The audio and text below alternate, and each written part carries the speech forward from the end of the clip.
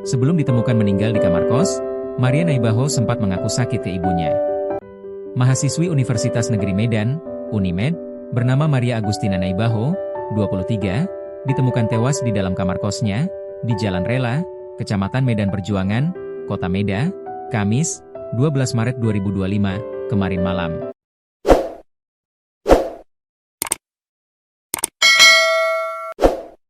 Ayah almarhum, Mangatur Naibaho, yang juga anggota DPRD Tebing Tinggi mengatakan, 2 hari sebelum ditemukan tewas, anaknya sempat berkirim pesan ke ibunya.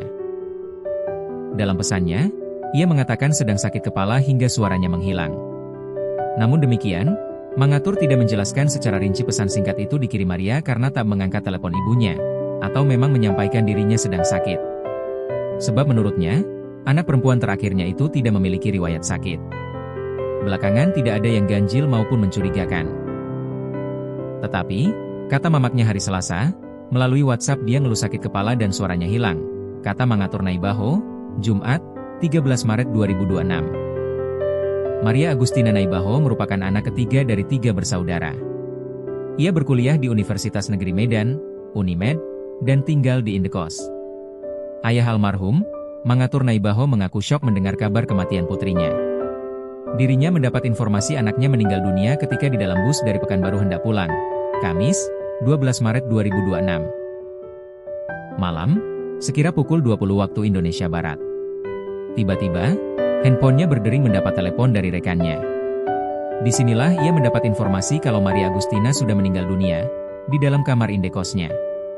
Saya tahunya tadi malam, ketika dalam perjalanan di Pekanbaru sekitar pukul 20 waktu Indonesia Barat sahabat menghubungi saya, kata Mangatur Naibaho, Jumat, 13 Maret 2025, di RS Bayangkara TK 2 Medan.